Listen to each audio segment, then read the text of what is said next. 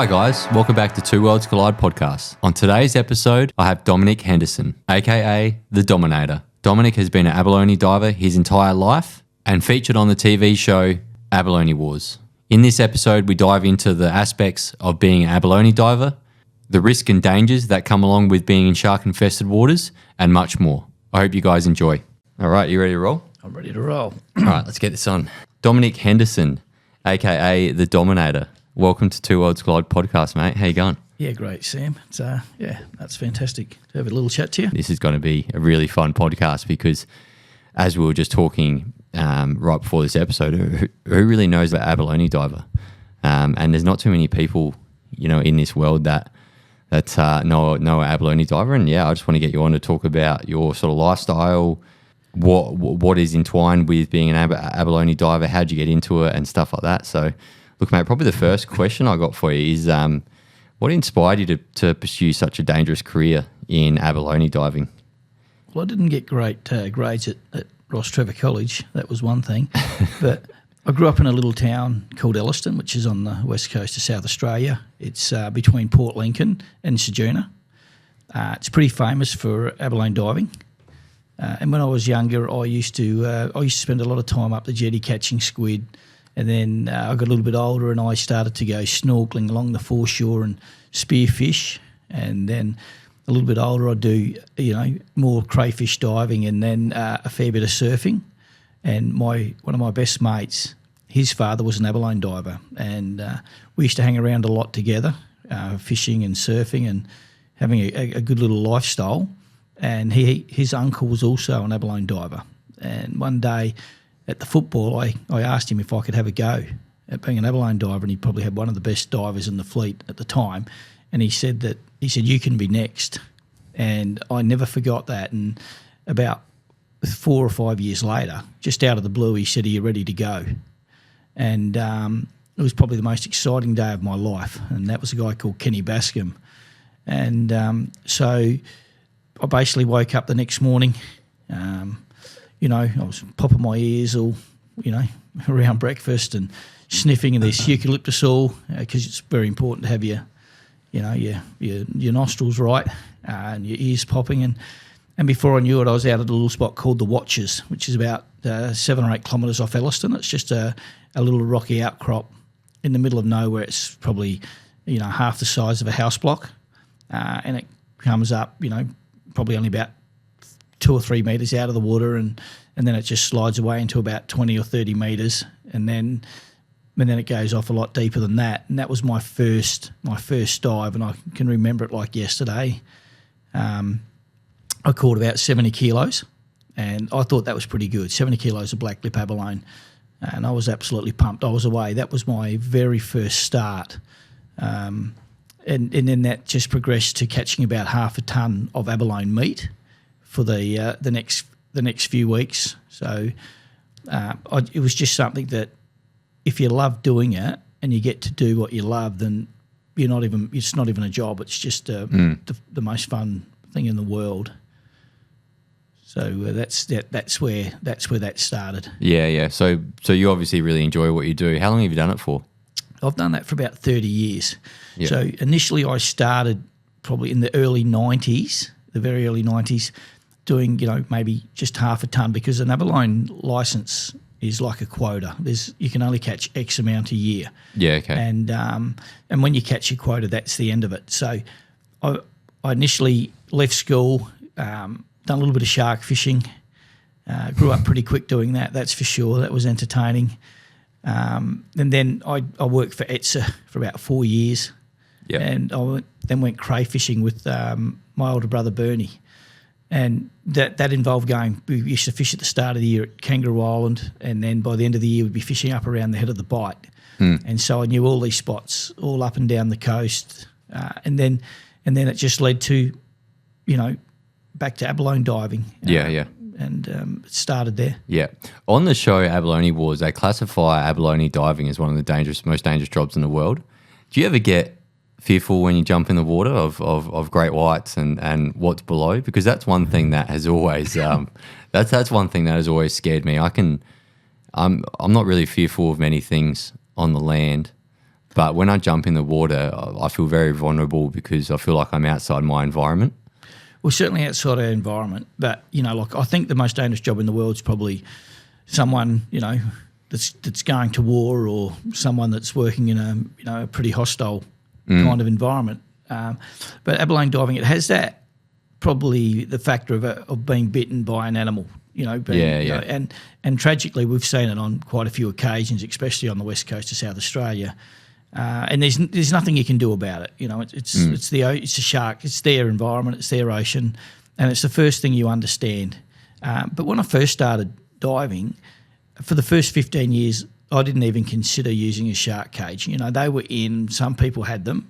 A fair majority didn't have them, and they would see sharks a bit. And tragically, a few people lost their lives. They have in the abalone game, but it's something, I'll be honest, I don't really think about it once I've hit the water, because I'm just, it's sort of it's got a bit of an ego to it being an ab diver. You like to think you can catch the most, so you just, it's your head down, your bum up, and you're going for it. But when you do see, and you do, don't get me wrong, you might go so many years and not see them, and then all of a sudden you have a run, and it only takes one, obviously, and it will be definitely the one that you don't see. But I think there's a hell of a lot more sharks out there now than there's ever been, and that's because they've been protected since about 1996.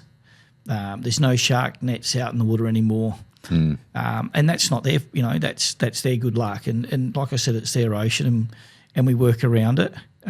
Some days you pull up and it's overcast, it's drizzling rain, and it's just got that feel that, you almost expect to see a shark. Have you had any really close encounters with them, and any great whites? Oh, look, I've had them as close to me as this microphone on a couple of occasions. Yeah.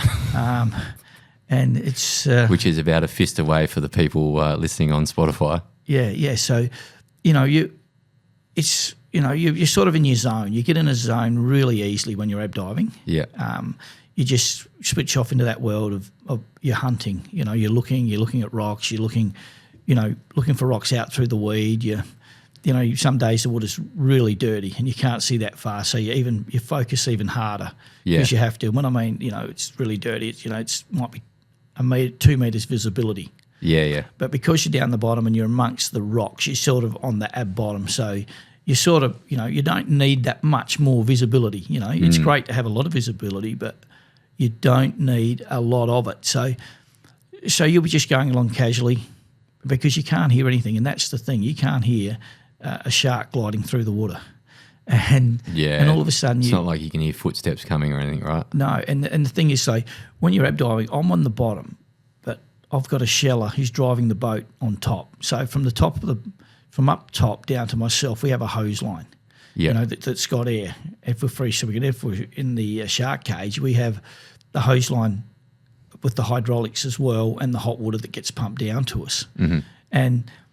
And sometimes they just follow you. They just follow you along. So if the wind's taking you one way and you're swimming the other, they just have to come in close and keep going ahead of you, and then drifting back over you, and then going forward again all day. And this can happen for about 7 hours of the day. So if there's a great white in the water, you don't get out. You just keep working. Well, sometimes I don't see it. Yeah, but the sheller on the boat will. We call them the sheller. They see the shark. Yeah. So then we have to have some kind of signals for him to let me know.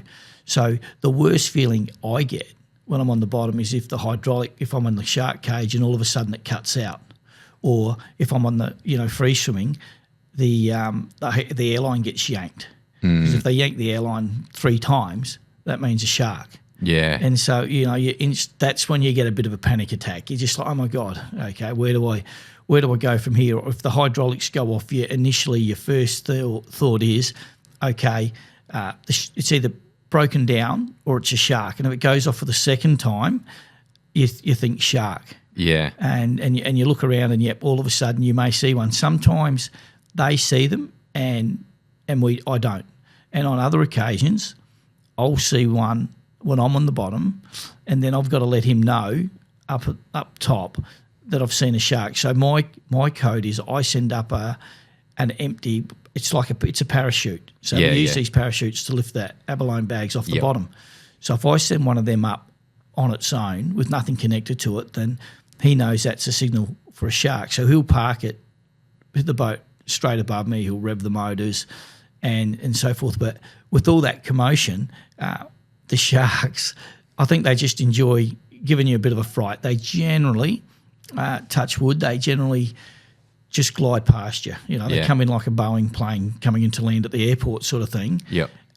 You will get there, you know, probably half of them will head in towards you to have a good look. And Because most of the time they're just curious, right? yeah, they're curious. So, you know, but saying that, you know, like, you know, tragically we lost Peter Clarkson in 2011, February 2011. Yeah.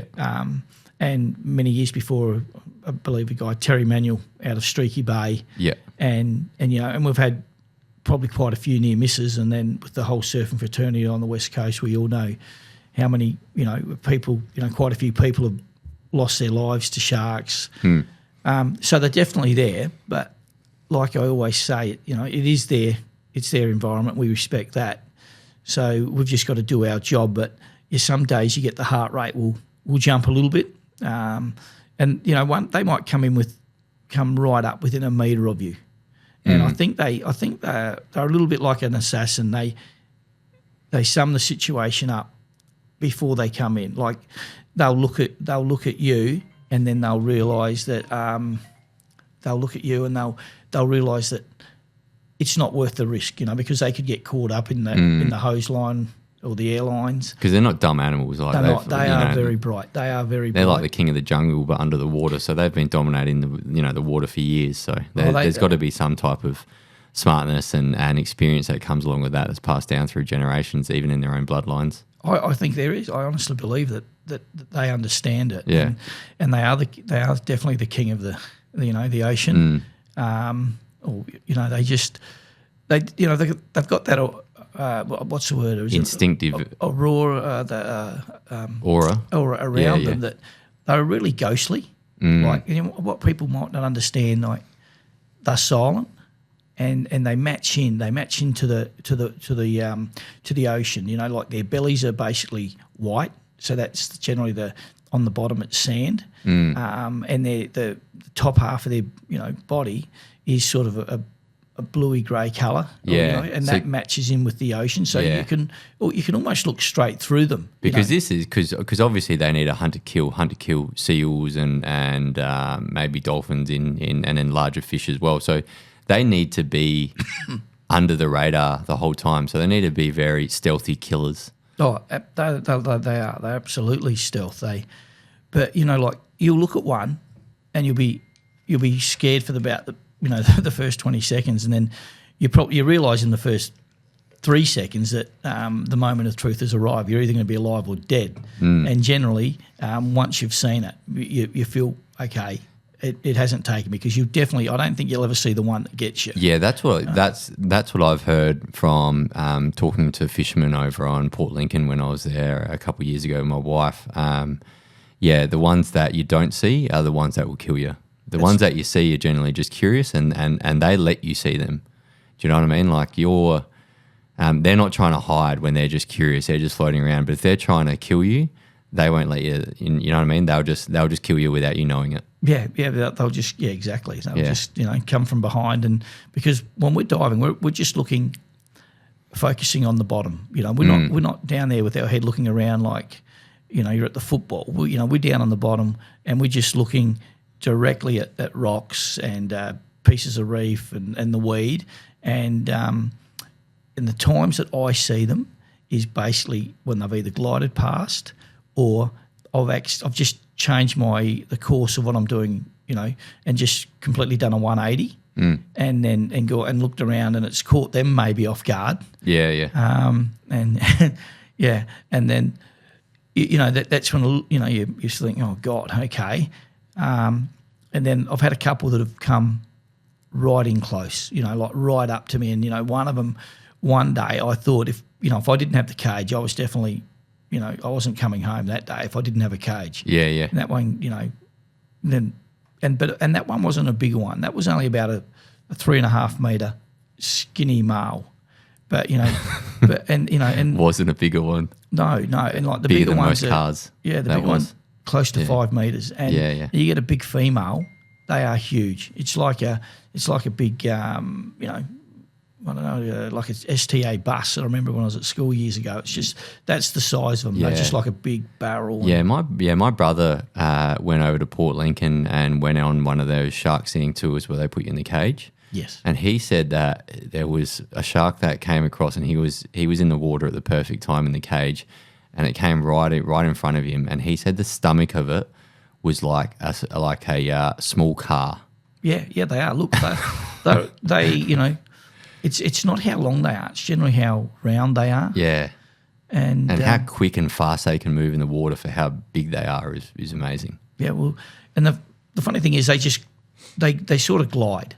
And their eye's looking at you as they're gliding. Even when they've gone past you, you look at that eye and you think it's still looking at you. Yeah. And then they just glide off into the deep, and you you wonder if you even saw it. You think, did I see a shark? Sharks know their worth, don't they? Like they know that they're the rulers down there. They know that they're the apex predators. Yeah. That aura about them. Not that I ever want to be in the water whenever one does go past. Maybe being in a shark dive cage would be cool. Yeah, look, I can remember that, living on the West Coast at Elliston and surfing and snorkelling and that, and going out on the boat. Occasionally you would see one. You'd just go past the boat. So, we got to sort of know what they looked like when we were younger. And my first experience of a great white was when I was crayfishing, and we were at a place called Fisheries Bay, which is the most beautiful bay. Yeah, I know the place. And I'd done a little bit of ab diving, and now I was crayfishing. And one, we'd come in and we'd anchored up for the day, and an abalone boat come up to us, and we're having a chat to them and a few of the lads. And then I thought I'll go for a snorkel to see if I can find a feed of abs. I'm not sure if it's legal, but anyway, I thought I'd have a bit of a swim over the side and have a bit of a look. I didn't get any because when I jumped in, I was swimming in and I didn't have a snorkel. I had a wetsuit, I had my goggles and I had my flippers. So I'd take a mouthful of air and then I'd put my head down and look at the bottom and then I'd look up and I'd go, I've got 100 metres to go, and then I'd breathe again, I'd look up and I'd go, I've got 90 metres to get in there to where I've got to go. And then I looked down again and a massive shark just swam straight under me. Yeah, right. I was on top. I had no hope at all. If it even wanted me that one little bit, and that was the scariest moment I've ever had in my life. And then the next time I was in the water with one, I was a young ab diver at Sejuna, and I was just out in about 60 foot of water, and I was coming up this gutter, and coming in towards this rocky in between, towards the rocks, and I turned around and I just seen the biggest tail just 5-6 metres away from me, just swimming down. And I was wondering how close it got to me, and I come up and I was free swimming as well, and I come up and I got on the boat and I said to the skin, the sheller, I said, bloody hell, I think I've seen a shark. But it was such a ghostly, it was such an, it was so strange. Yeah. I actually crazy. I got back in the water. Yeah, I was about to ask you. So those two moments, especially when you were younger, don't they scare you away from being an abalone diver? Those two experiences with how close you got to when you were younger. Oh, look, I think you just do it on the law of averages, and you think it doesn't happen too often. Yeah. And so it didn't really scare you away, or it obviously didn't scare you away from the water at all. No, because I just loved it. I loved the job, and we always come back to, it's their ocean. We're lucky to be here, having a bit of fun. You've got more chance of getting run over crossing South Road. You do, yeah. Than that, but it's just probably not as glorified, if you know what I mean. Yeah, yeah. People will go, hell, you've been bitten, and tragically, we have seen that. Yeah. Before. And also as well, like law of averages, there's not millions of people in the water swimming around all the time, but there's millions of people crossing the road. That's right, yeah. And, tragically, I certainly know a lot more people have been taken than I do of people that have been, run over by a car. Yeah. Because that's where we are and that's where we live. And that's the industry you're in as well. Yeah, that's the industry. It's the whole West Coast is got the most incredible coastline. Whether you want to go surfing or you want to just go fishing off the beach, or you're just touring around having a look, or you want to go diving. It's probably, I think, and people don't understand in South Australia, I think we have a lot better than the Great Barrier Reef with all our, our dive spots and all these amazing beaches. And because a lot of it's so remote, especially the far west, when you go west of Ceduna, you feel like you're in another world. Yeah. You've got places like Fowler's Bay and, Butterfish Bay and all these. It's some of the most, incredible spots to work at. Yeah. The only problem is the remoteness, and then I think the cold winters keep people away as well. Like there are no really cold winters over on, up on the East Coast, especially higher up on the East Coast when you get to, past Brisbane, that area. Their winters aren't really harsh at all, but our winters are quite harsh, filled with great whites as well. Yeah, they are. But, we're funny. We all want to go to the same spot. That's what humans seem to do. We all like to go and congregate together. Well, that's where the fancy high-rises are and the nightclubs on the Gold Coast. But, some of the most beautiful coastline in Australia is on that west of Ceduna. I definitely believe that. Yeah. And, and to work there, to get to work at these spots, and we go a little bit remote, especially when you go up to Fowler's Bay. There's some ab bottom around there. And, it's sort of like a mission. You don't want anything to go wrong. So, we all, generally everyone thinks of sharks, but it's probably the smallest side of what can go wrong when you're ab diving.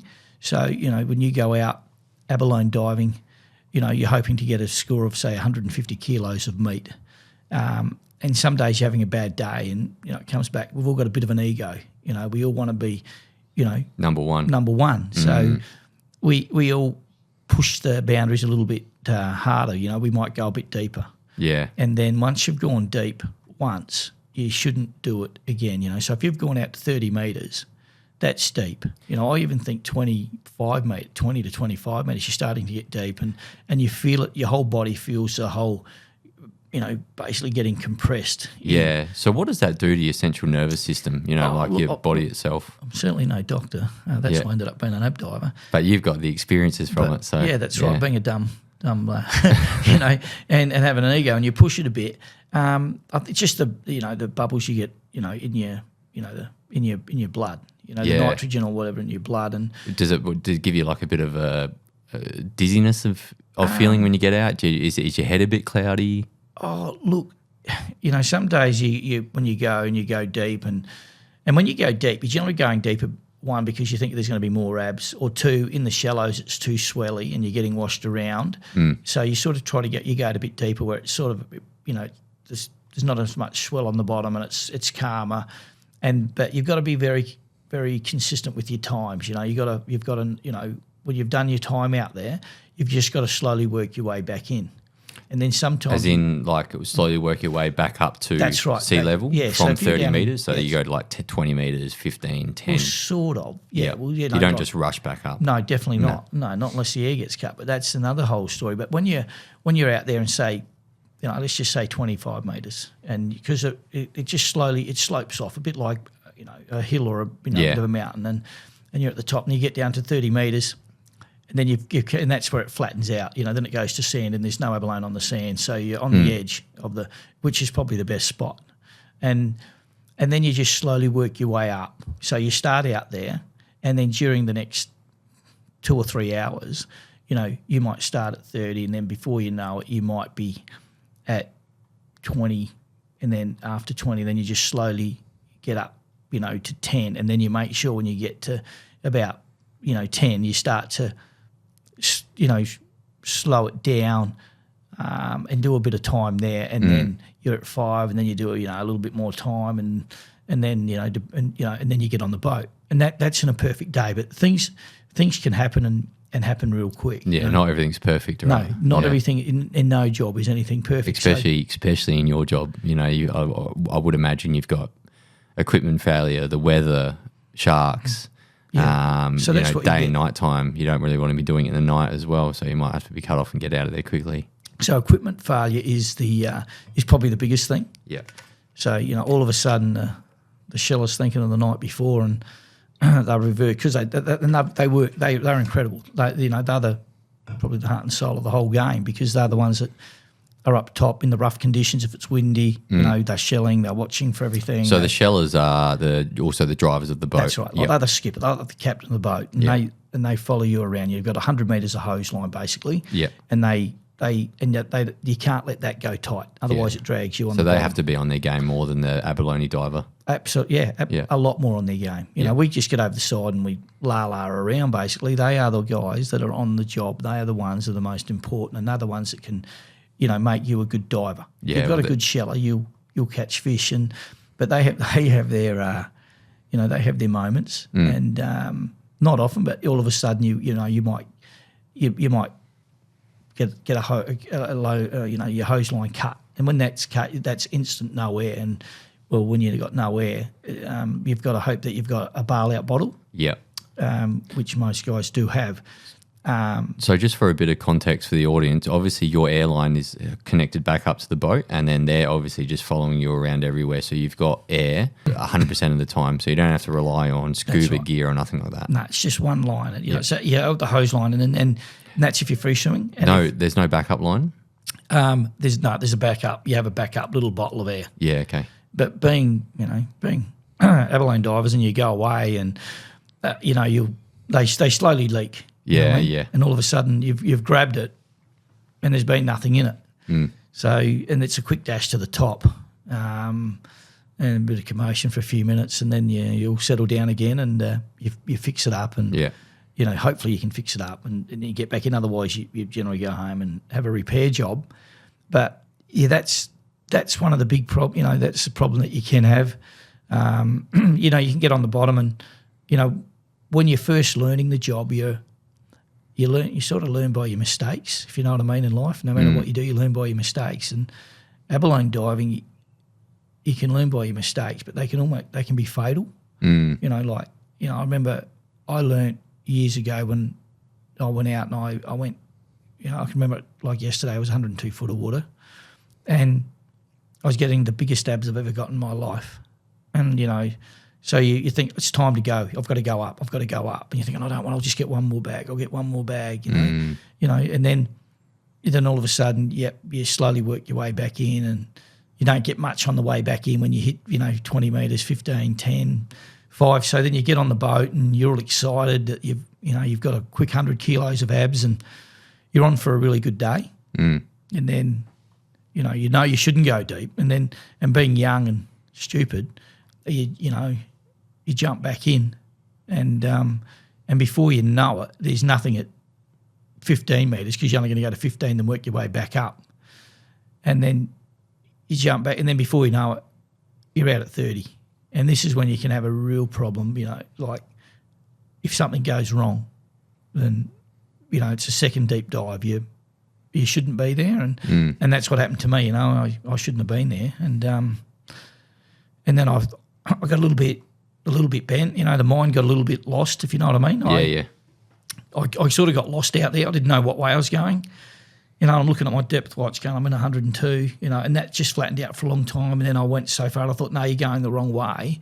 And then I turned around and went the other way, and it was still that. And then I thought, then the air started to taste hot, and I thought, maybe the compressor's burning or something. And you get all these silly thoughts, and then your mind always playing tricks on you? Yeah, your mind is playing tricks. You've got to have a really good mind. Yeah. That's what you do have to have. You've got to really be able to, you talk to yourself a lot. Yeah. To really stay in where you are and what you're doing. And And I've come up, I've swum up, and the thing I think that saved me, and I'm free swimming here too, the thing that saved me is we have a weight vest on, and they're quite heavy. And I'm swimming up with that, and you've got the parachute there with your bag of abs, and you're sort of using that to take a bit of the weight off, like riding up, which is sort of you should never do.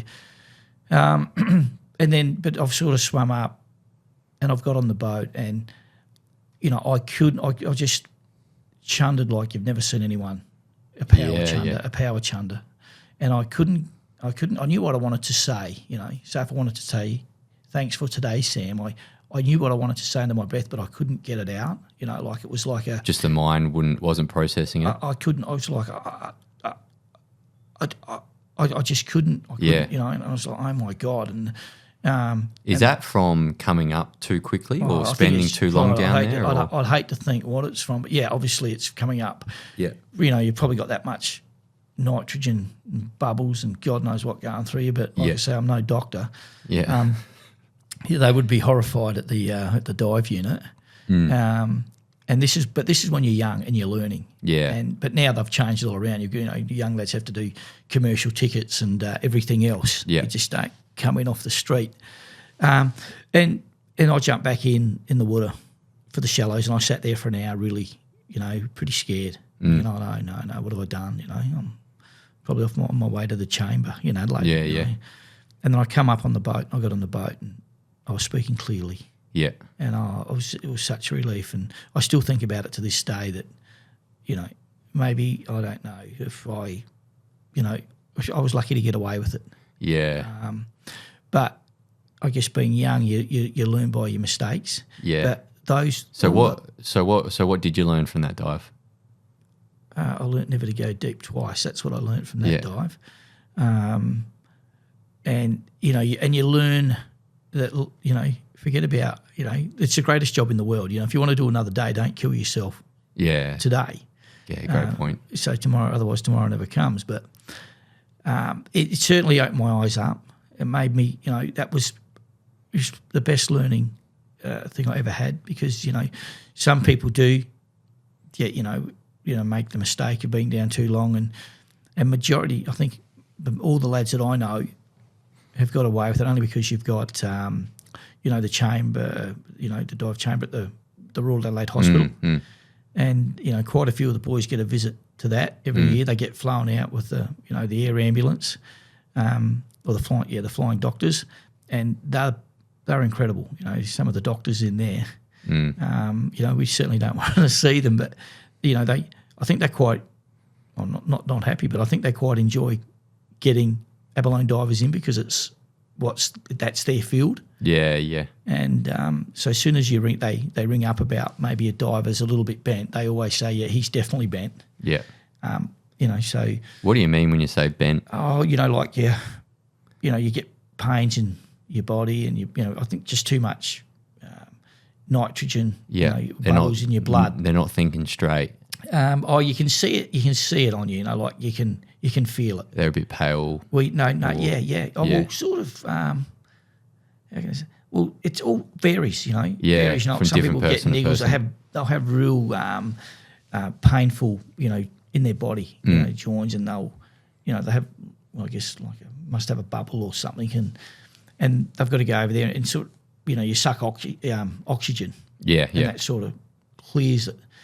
But yeah, I've seen a few, and I remember one of my good mates, Daryl. He looked more like the Incredible Hulk. Yeah. Like he shouldn't laugh. He's probably the luckiest guy to ever survive it.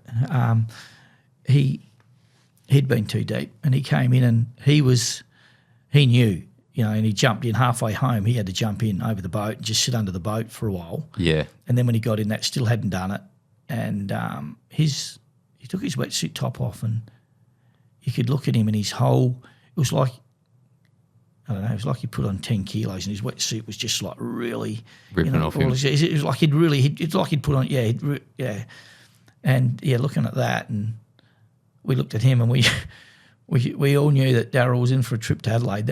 And we got down, and luckily the people at the hospital in Elliston, they sort of see it a little bit, so they understand it more than us.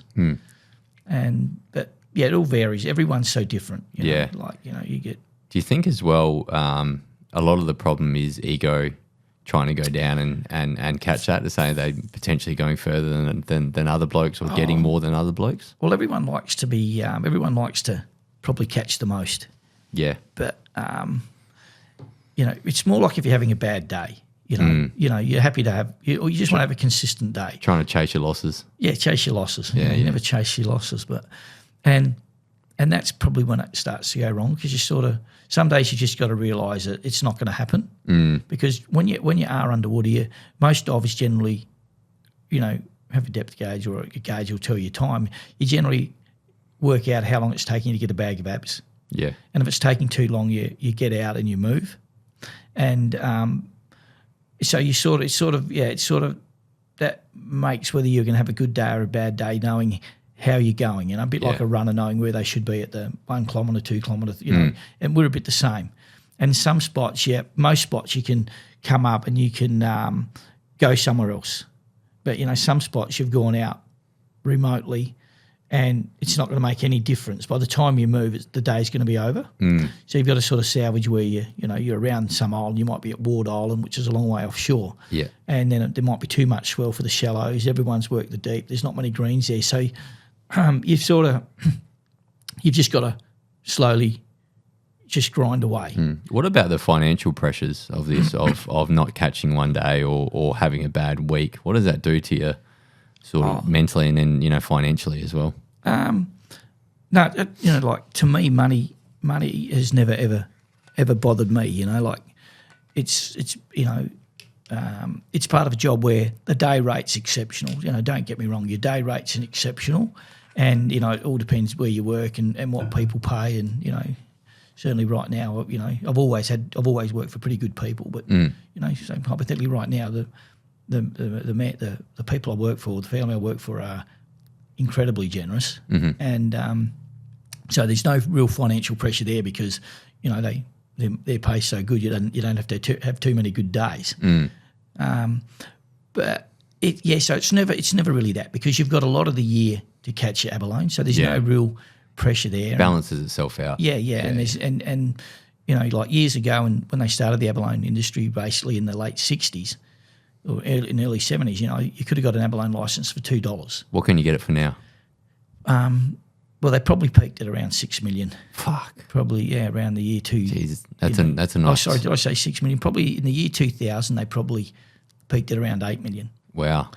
Or a bit over after that. What, they're at about 6 now? So they're about 6. So the quota used to be, years ago they didn't have a quota. It's like buying Bitcoin for 10 cents in 2010. That's right. Yeah, sort of. Yeah. Wow. But, the quotas, they didn't have a quota years ago, and like a quota is a set amount that you're allowed to catch. They didn't have that. So, the industry probably got hit hard, and then all of a sudden they thought, no, we've got to do something about this. So all of a sudden they bought in so many licenses.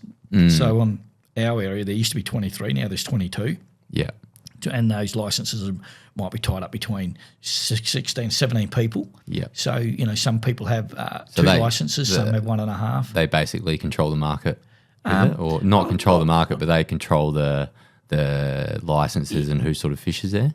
So, you own a license and you're allowed to have 3 nominated divers. Yeah. But you can only have one diver on one day. And generally you only use one diver. But, so, it used to be 8 tonne, now it's a bit over 4 tonne. So the quotas have come down from pressure of people thinking maybe there's overfishing and whatever, but it's not really that. It's more like a cycle, when you have a good spawning and then you have the conditions are right to keep. And so right now, I think we're touch wood again. I think we're coming back towards a good cycle. Like our quota should be starting to lift, because there's there's a lot more abalone out there than there was 3 years ago. Yeah, and which is great.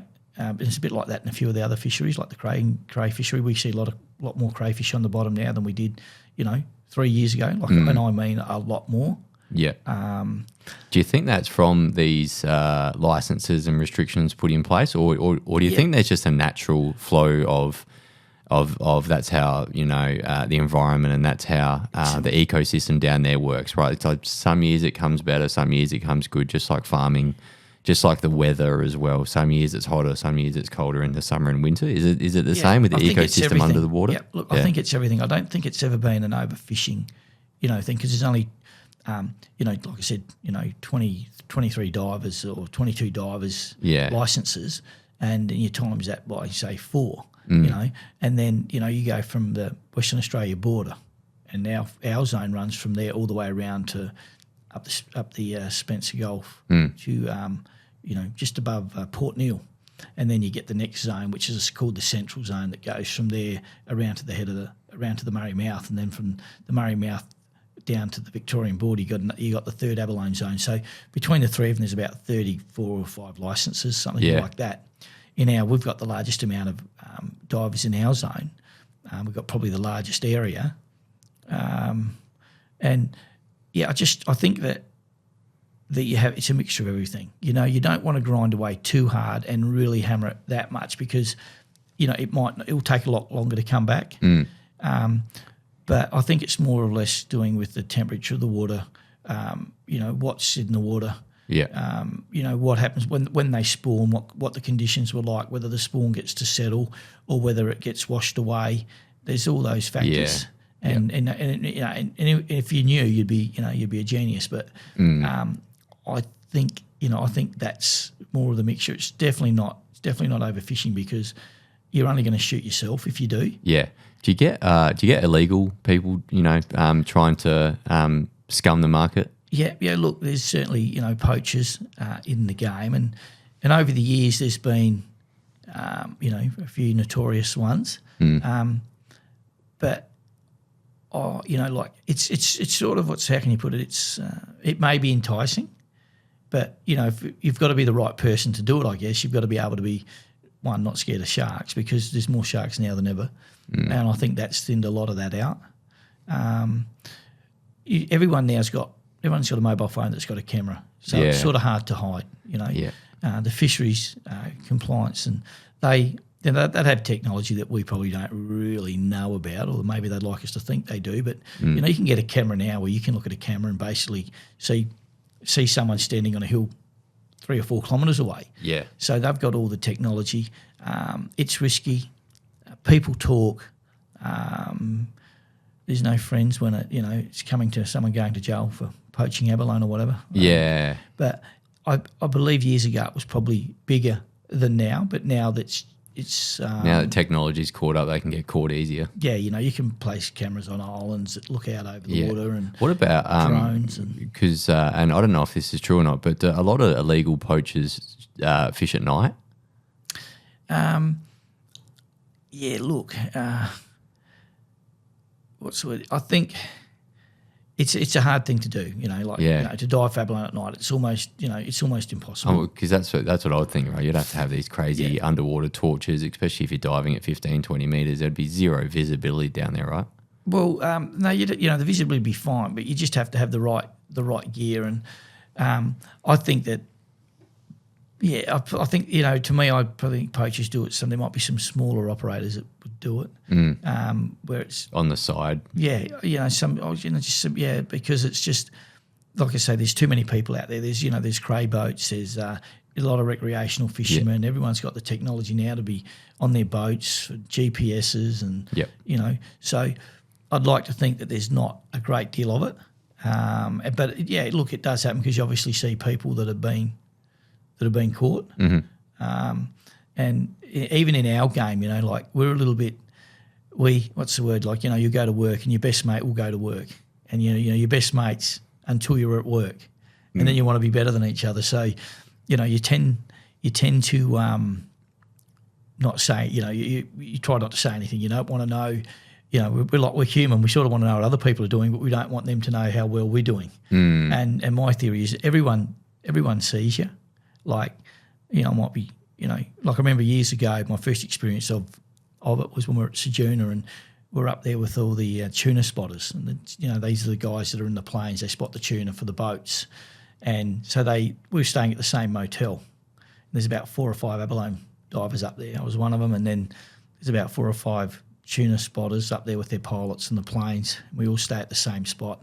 So we all eat together at night and carry on. And when you're ab diving, you're on the bottom, so you don't see anything apart from what you're looking at on the bottom. And on the top on the boat, the compressor's roaring, so the sheller doesn't really hear a plane go over. So you might think no one's seen you for the day, but the plane that's gone over, he's seen you, and he's best mates with another ab diver up there. So my thing is, I never, if I ever ask, I never lie. Yeah, I mean, I just because that way, I guess you've got to up your sleeve until you have to. But that's sort of just part of the game. Yeah. So let's jump onto the TV show Abalone Wars and how that sort of came about and how you ended up being a bit of a TV personality in the great state of South Australia. Right, yeah. Well, 15 minutes of fame. That sort of started with a friend of ours called Luke Pike. He's a great character, Pikey. He used to work at Channel 10 and he'd come over to the West Coast because he loved it. And sometimes he'd have to come over to do a story for the news, and then they'd go back. And then also I think they got, if he filmed a story, they'd buy it off him. So when he'd come over home, he'd bring the camera and, he could come over home, there could be a heap of rabbits around and, he'd go back next week and, on the news you'd see rabbit plague on Eyre Peninsula. He'd interview a few people and he'd get $400. And he liked his money, Pikey. He's very generous lad. Yeah. And then he come over and we're having the opening of Woodaloo Bay, which we had a bay over home where we hadn't fished it for maybe 20 years. And it was a bit of a banana, a bit of a gold rush, And he came over and he filmed it, and he also filmed underwater. He's a bit ahead of his time, and it looked really good. And so some of the ab divers wanted him to film a little bit so they could show their families what they actually did, because no one had really ever seen what goes on in our job. And so he started doing that, and he thought that was fun, and then he thought he'd do a documentary, and then he got organised with a guy called Peter Clarkson. And Peter, he was, the most intelligent abalone diver there was, and he was also a shell diver, and he would dive at night. And they were going to do a story on shells, and then they were going to do, and then Pikey thought he'd do one on abalone diving as well. And so we had all the footage of abalone diving and with Peter and everything else. And then tragically, in 2011, February 2011, Peter Clarkson got taken by a couple of great white sharks off of Void Bay, and that it was just terrible. It was just the worst. It was the worst feeling because he was. Did you know? He was the best. Did you know him personally? Yeah, everyone knows everyone, and we knew him well. He was a great friend, and it just sort of sent a shudder through everyone that if Peter could get taken, then he was so much better than us. Yeah, if the best of us can get taken, then yeah, what's going to happen to the people that aren't as good as him? That's right, and very rarely was there anyone as good as him. And then it's sort of I didn't think he got a great send off in the sense of he was such a great guy. And anyway, and Luke had this documentary he took to Discovery Channel, and they looked at it and they said, oh look, we love it. Because sadly, it did have the tragedy of Peter. That footage of him diving and everything else, and working with his good mate Howard, who was there when he got taken, and they got on. They were great mates that worked together, and so all of a sudden they just wanted to change it around a little bit. They just wanted to find go along and with a couple of dive teams, and then a little bit of reality. Because we're there's so many different characters in all fishing industries, and it showed obviously the tragedy side of what can go wrong, and that show it sort of went on for about 5 years on Discovery Channel, which it showed the people out there what happens in our line of work. Yeah. So how was it in such a high risk environment? How was it to be filmed doing what you're doing or doing what you love? It's always pretty easy, because our job, to me, it's the easiest job in the world because it's what I know and it's what I love, Yeah. And no, they'd come along and they'd film us, and they'd only film us for they might be there for a month, and it's hard to get things like you're not going to see a great white shark every day. Yeah, definitely. Might see a couple a year if you're unlucky. Yeah.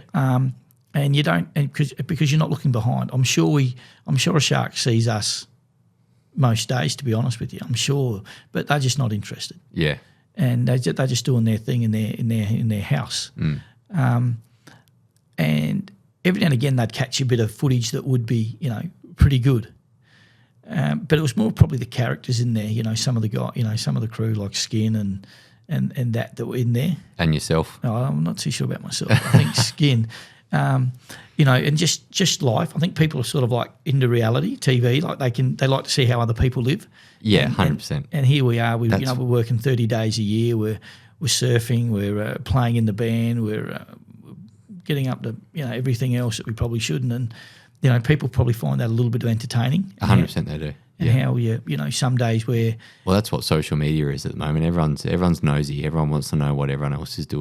Yeah. And that's how that's grown. So, reality TV shows are almost the exact same. People want to know what other people are doing. Yeah, and in our case, tragedy does happen. We are in a line of work where it can go. You've also got the risk factor as well. So, like, if they're filming and a great white takes you, that's ratings through the roof. Well, obviously, but when they were filming, the cameraman did have like a bodyguard. He had Leo. He was like the watching for the cameraman. Oh, so there would be two people behind the camera, one looking out, one behind the lens. Yep, wow. Absolutely. And so we'd be diving out at say Pearson's Island, and the water's just so clear.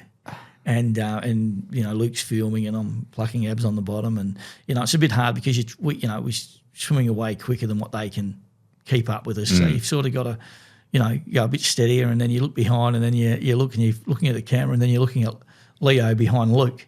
And it's sort of like I felt really safe. Believe me, I felt the safest I've ever felt in my life. Yeah. When I had those two guys there, because it was the odds were, 3-1. Yeah. Which is better than 100%, if you know what I mean. Yeah. And so that was, that was entertaining for a while. But when you sort of push yourself over the side of the boat and your day starts, it's sort of like a game of footy with a siren. Starts the game, you go, and you go, and you just because it's what you love, it's what you do. You catch your quota in 30 days, and you can go to Bali and go surfing, or you can do another job, or in my case, you can sit back and eat Tim Tams and watch the world go by. But without doubt, it's always there's always something happening, and when we're not diving. You're probably wondering who is, and and then so you get this this product, the abalone, the black lip and the green lip that gets so you got to look after it so well because it's such a high dollar product. So but even the way you chip it off the bottom, to the way that you send it up to the top, the way you pack them in the bag so the leather jackets can't pick at it. You pack it in the bag, it gets to the top. The sheller shucks them out. He puts them in. Ice water, which so they sort of shrink a little bit because they instantly get cold, and then they get processed at the factory, and then a lot of them generally go to China, and they so they want the best product they can possibly get, and they pay for it. So we make sure that it's like we look pretty crazy kind of guys, but we are looking after that product like. You could never imagine, like it gets treated so well, and then that goes over, and that's what does the job. They buy them, they eat them, so we go out and we pluck them, and it all goes over again. Yeah, you mentioned before that you only work like 30 days a year. So tell me about that. Tell me about how much you actually work, or how much you're actually under the water diving for abalone out of in a calendar year. Okay, so so a normal quota, which is say 4 ton of meat. Yeah. Okay. So it should take you about, if you go okay, averaged okay, say 30 days. Yeah. Okay. Then we, I'm very lucky. The people I've worked for have always owned more quota. Mm-hmm. So I might have on quite a lot of occasions done double. Yeah. And then your general start of the day, if you're working, if you're working near home, you might get out of, you might leave home at 7 o'clock. And then by the time you drive to whether it's Avoid Bay or Fisheries Bay or Point Drummond or Sharinga, by the time you get in the water, it's about 9:30. Mm-hmm. 9:30, you probably you're actually in the water, and then you might dive for 3 hours, and then you get up and You know, I used to have lunch, but then have some lunch and stuff like that. I suppose. yeah, yeah. But then I worked out lunch was a waste of time. You know, you can eat later. Yeah. So you know, you might do in the summer. You could do 7 hours a day. Yeah. You know, in the winter you might only do 5, because by the time you get there, and you try to get there early, but the time you get in, if you get in the water at 10 o'clock, and you know, time flies. But because often you get up to where you're going to go to work, and there's other ab divers there, and the conditions aren't quite right. And then you sort of half talk yourself out of it, and you think, "No, I'm going." You know, you mightn't get in the water till 10:30, 11 o'clock, even some days. So, and then you've got to be out of the water by 4 o'clock. You know, in the winter, because it's dark at 5, quarter past 5. But in the summer, you know, if you go up the coast, say to Elliston, you might leave at 6 o'clock. You get to Elliston at the boat ramp with the boat at 8. You might steam out to the island, you're at 9:30, 10 o'clock. So time gets away from you really quick. Yeah. So generally the days where you have your best catches, you're pretty close to shore, and you're not steaming, you know, 20 miles offshore to the islands, and then you're not steaming all that way back, leaving earlier to get back. And this also sounded it's also all year round, so there's no season or where the abalone are better, or well, it's a quota. So it was all year round, but then now we've taken off 3 months. Yeah, you know, because we want to give them. You know, that's when they spawn. So yeah, we don't. You know, we're not out there annoying the ocean. You know what's taking place. But yeah, like I said, you know, you leave at 6 in the morning. You might not get back home till, by the time you get back, 9 o'clock at night. By the time you've unloaded the abs, then you just fall on the couch, and then you might do 3 or 4 days in a row. Then you might have 2 weeks off. Yeah. And then you might do 2 days and have another 2 weeks off. So you get plenty of time to recover. Yeah. You get more than a lot of time. Probably needed as well because of the physically demands of the job. Oh, not really. Not really? I think no. Look, I think it's. You could do it every day. Yeah, I could do it every day. Yeah. Because I just enjoy it. Yeah. And that's how you've got to be to do well at it. You've got to love it. 100%. Because if you don't love ab diving, it's with anything in life, right? You're not going to be any good at it because you don't want to be there. Yeah. So you've got to want to be there. But you know, it's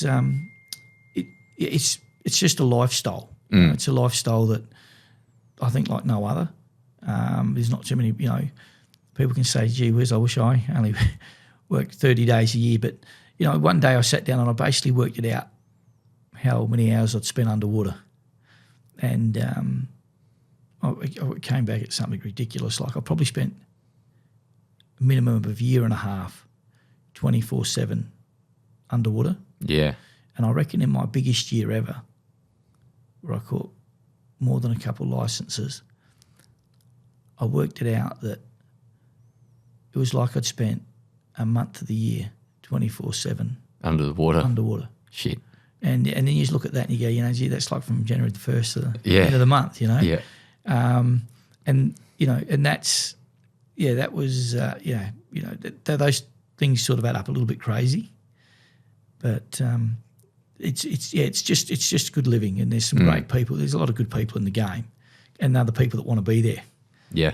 All right. Well, I've got some questions just to wrap this up. I've got 3 questions for you. One question should have been at the start of the podcast, but I enjoyed our conversation so much that I never got to slip it in there. So the previous podcast guest has a question for the next podcast guest. Her name, I interviewed her last week over in Melbourne. Her name is Samantha Gash. She's the first female athlete to finish the 4 250 Grand Slam ultramarathons running across the 4 most dangerous deserts in the world in one calendar year. She ran 300 kilometres across the Samson Desert to raise money for charity. She's run straight across India, 3,500 kilometres across India to raise money for health standard livings over there and stuff like that. So she's a pretty incredible woman. And I told her about you and about your profession and how you sort of deal with fear and the fear of sharks. And her question for you is, what's your biggest fear outside the water? Oh, gee whiz. I just think, I don't know, life has plenty of fears, doesn't it? You know, I think you fear. I think in life, if you're healthy enough and your kids are healthy, then you don't have a fear. You go along with life. Things are good. Yeah. And so I think the fear of things not being good health wise, or with your kids, that would be your biggest fear. I think quite easily in life. But yeah, her job, her enjoyment, her hobby's certainly probably more dangerous than ours. Because, we'll come back to the sharks briefly, but, we understand we're in their environment and they're an incredible creature. But, generally I touch wood again, I think they just want to look, they look at you, they're sort of they're definitely over, probably shouldn't, exaggerated, say that next week one might sneak up on me, but it's they get the bad name, if you know what I mean. Yeah, yeah. When it's not right, like it's sort of their environment, their place. But yeah, look, I don't think anyone can have any fear. I think you just got to live your best way you can. And good answer. And life's what it is. I like that. If you could speak to 18-year-old Dominic, what's one bit of advice you'd give him about life? Don't go deep twice. No, look, I just think, you know what? Yeah, people will all say enjoy life and that. And I remember years ago, when I first left school, I was looking after a caravan park in Elliston, just doing the bins and the toilets and everything else, checking crew in. And an older guy, come up to me and he said, "Wow," he said, "did I see you surfing today?" And the point, I said, "Yeah, I was up there surfing." He said, "Look," he said, "mate, I'm in my 70s. I got too much money. I didn't do things when I was young enough. I should have travelled more when I was young, because when you get older, you can't do what you can do when you're young." So, and I think we all become too focused on, getting too much when we don't need it. So I'd probably, but for myself was, saying to myself, I've had the greatest life. I grew up in a great house with, 6 other siblings, great parents. Lived 200 metres from the beach. Spent my time catching squid, knocking, we called them strongies on the head, spear fishing. I got opportunities to go away to boarding school, which I certainly didn't achieve anything there, but it was a growing up experience, and I think that's what mum and dad probably wanted. Just to do what you love, because if you do what you love, like they say, you never work a day in your life. And I haven't worked in 30 years. Yeah. And I've been lucky, along the way. I've got the kids have been, they've been lucky enough to go to good schools, and the wife probably works too hard, but I don't. I've had the life I love. Yeah, good stuff. Do what you love. Yeah, I think that's the most important thing. Doing what you love, following what you love, following your passions. Yeah, I like that. You have to have a question for the next podcast guest. He got drafted to Western Bulldogs quite some years ago. I'm not going to mention his name, but then he came back and played a lot of SNFL footy. You'll probably watch him today. What would be your question for him? Well, I see a lot of lads get drafted, and I think it's probably one of the hardest things in the world for a young lad. They get the opportunity, they get built up that they're pretty good.